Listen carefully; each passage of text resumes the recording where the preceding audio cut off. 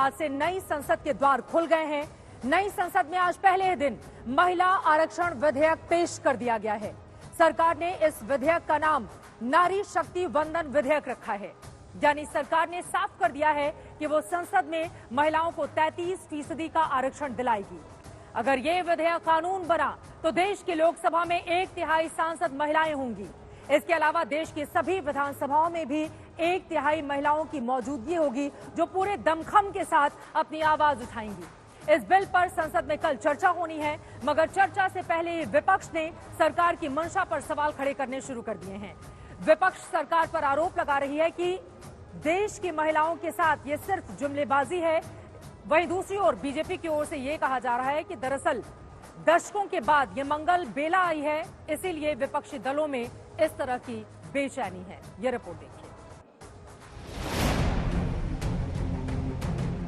बेटियों में जो सामर्थ्य है, उस सामर्थ्य को अब अवसर मिलना चाहिए।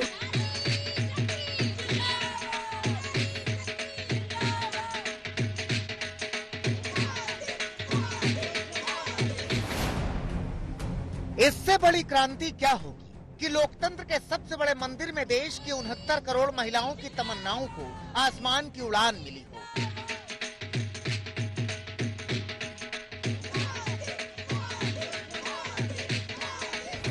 लोकतंत्र के सबसे बड़े मंदिर में कानून मंत्री अर्जुन राम मेघवाल ने शक्ति वंदन विधेयक यानी महिला आरक्षण बिल लोकसभा में पेश कर दिया।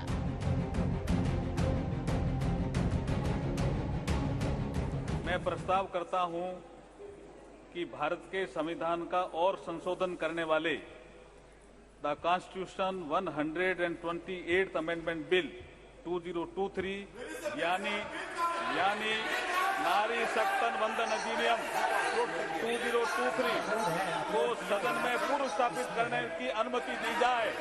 आर्टिकल 239AA हम इसमें इंसर्ट कर रहे हैं, जिसके माध्यम से 33% महिलाओं को रिजर्वेशन मिलेगा। किसमें?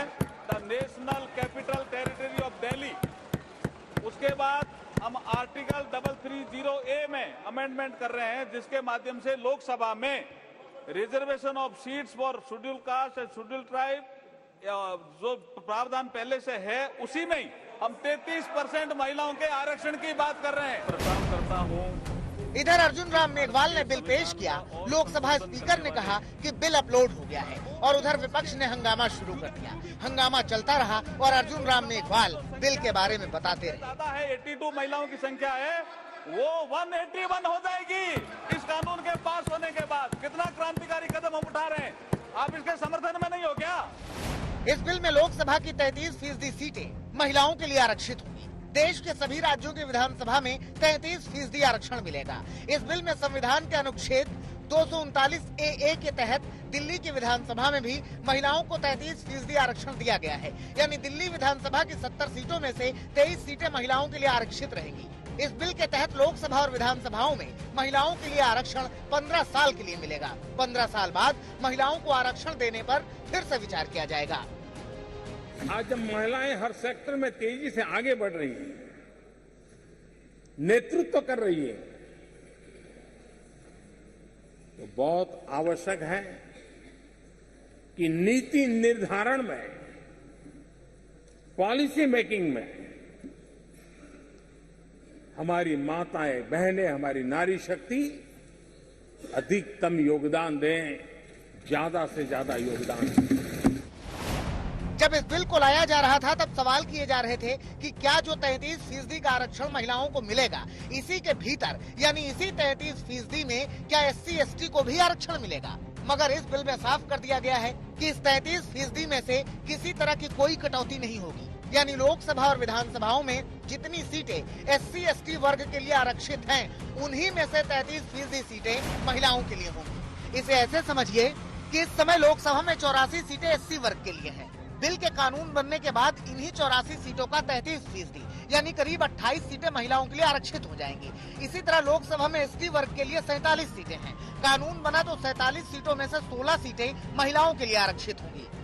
हाँ, एक बात और, अगर ये बिल कानून बन भी गया तो इसे लागू होने में समय लगेगा। बताया जा रहा है कि जनगणना और परिसीमन के बाद इसे लागू किया जाएगा। बता दें कि 2026 के बाद देश में लोकसभा सीटों का परिसीमन होना है, यानी 2024 के चुनाव में ये लागू नहीं होगा।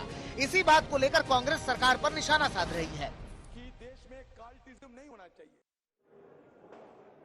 महिला आरक्षण बिल के बाद लोकसभा की तस्वीर बदली हुई नजर आएगी, जहां पर आधी आबादी देश की आवाज को लोकतंत्र के सबसे बड़े मंदिर में उठाती हुई पुरजोर तरीके से दिखाई देगी।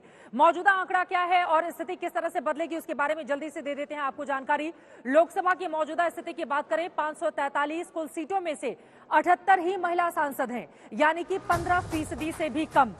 ऐसे में कानून बनने के बाद स्थिति किस तरह से पूरी तरह से चेंज हो जाएगी, उसके बारे में आप समझिए कि अभी 78 महिलाएं ही हैं महिला सांसद, लेकिन 181 हो जाएंगी महिला आरक्षण बिल पास हो जाने के बाद, कानून बन जाने के बाद। और महिलाओं के सशक्तिकरण की दिशा में ये कितना बड़ा कदम होगा, इसको शब्दों में बांध पाना काफी ज्यादा मुश्किल है। विधानसभा की अगर हम बात कर लें, जहां पर लोकसभा के साथ ही साथ 33% रिजर्वेशन विधानसभा में मिलना है, तो वहां पर आपको बताते चले 19 विधानसभाओं में महिला विधायकों की संख्या बहुत कम है, या फिर एक ना के बराबर भी आप कह सकते हैं। प्रतिशत के जरिए आपके सामने वो आंकड़ा रखती हूं। राज्यों के हिसाब से देखें तो आंकड़े आप देख पा रहे हैं टीवी स्क्रीन पर किस तरह से। उत्तर प्रदेश में 11.66%, बिहार में 10.70%, हरियाणा में 10%, गुजरात में 8.2%, राजधानी दिल्ली में 11.43%, महाराष्ट्र में भी कम है 8.33%, मध्य प्रदेश में तकरीबन 7.5%, हिमाचल प्रदेश में तकरीबन 1.5%, यानी कि 68 सीटों पर सिर्फ एक महिला विधायक। और इसके जरिए आप समझिए कि महिलाओं की मौजूदगी कितनी ज्यादा कम रही है, और अब उसके सशक्तिकरण की दिशा में ये जो बिल है वो यकीनन एक बहुत बड़ी भूमिका, ऐतिहासिक भूमिका का निर्वहन करने वाला है। केंद्र सरकार ने लोकसभा में बिल तो पेश कर दिया है, मगर इस बिल के पेश होने के बाद से ही जंग जोरदार शुरू हो गई है। दरअसल महिला आरक्षण बिल पर क्रेडिट लेने की होड़ इसके पेश होने के साथ ही निकल पड़ी है। कांग्रेस का कहना है कि महिला आरक्षण बिल लाने की कोशिश सबसे पहले कांग्रेस पार्टी की ओर से उसके कार्यकाल में की गई थी। सदन में नेता प्रतिपक्ष अधीर रंजन चौधरी ने कहा कि पूर्व पीएम राजीव गांधी के कार्यकाल में लोकसभा में महिला आरक्षण बिल पास हुआ था, तो गृह मंत्री अमित शाह ने उन पर तुरंत ही पलटवार किया और ये कह दिया कि ये बिल लोकसभा से कभी भी पास नहीं हुआ। उसके बाद कांग्रेस और बीजेपी के बीच इस महिला आरक्षण बिल पर क्रेडिट लेने की होड़ मच गई है।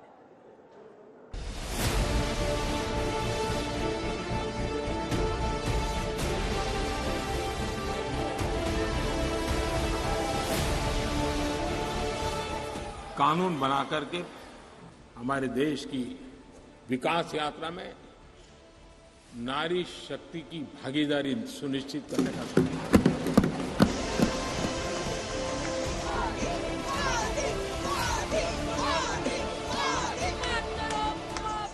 कुछ फैसलों से बदल जाती है देश की तस्वीर, बदल जाती है पूरे देश की तकदीर। और आज जब पुरानी संसद को अलविदा कर नए संसद भवन में विशेष सत्र शुरू हुआ, तो सत्र की शुरुआत के साथ ही पीएम मोदी ने ऐतिहासिक ऐलान कर दिया। लंबे अरसे से चर्चा में रहा विषय है, अब इसको हमने कानून बना करके हमारे देश की विकास यात्रा में नारी शक्ति की भागीदारी सुनिश्चित करने का समय है।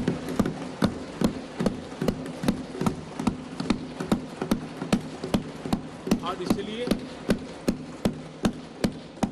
नारी शक्ति बंधन अधिनियम, नारी शक्ति बंधन अधिनियम संविधान संशोधन के रूप में लाने का सरकार का विचार है, क्योंकि बेटियों में जो सामर्थ्य है उस सामर्थ्य को अब अवसर मिलना चाहिए।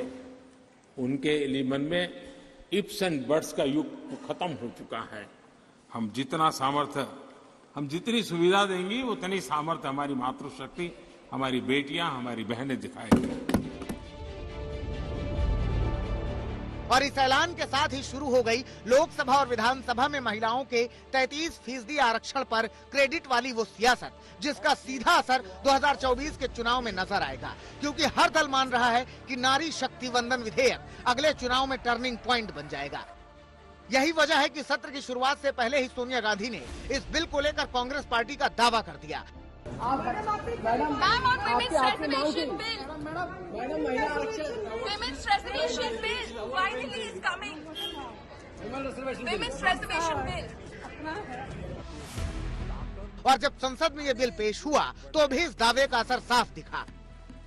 लोकसभा में कांग्रेस के नेता अधीर रंजन चौधरी ने महिला आरक्षण को लेकर कांग्रेसी सरकारों के प्रयास को गिनाया। मोदी सरकार के बिल को कांग्रेस के दबाव का असर बताया। जो आरक्षण की बात हमारे प्रधानमंत्री जी अभी कहे हैं, मैं ये कहना चाहते कि महिला आरक्षण 1989 में जब राजीव जी प्रधानमंत्री थे तब स्थानीय निकायों के चुनाव में उन्होंने 1/3 आरक्षण महिलाओं के लिए सुनिश्चित किया था।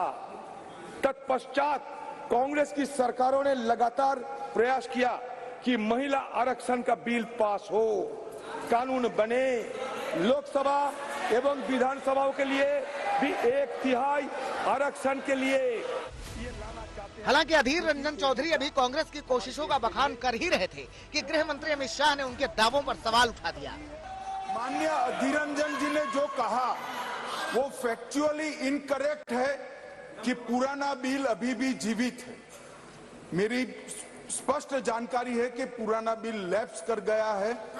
अधीर रंजन जी ने जो कहा है उसके समर्थन में उनके पास कोई डॉक्यूमेंट है तो टेबल पर रखने चाहिए। एक, या तो उन्होंने स्टेटमेंट विड्रॉ करना चाहिए। दूसरा, उन्होंने कहा कि इस बिल को लोकसभा ने भी कभी पारित किया था राजीव गांधी जी के समय में, कभी नहीं हुआ है।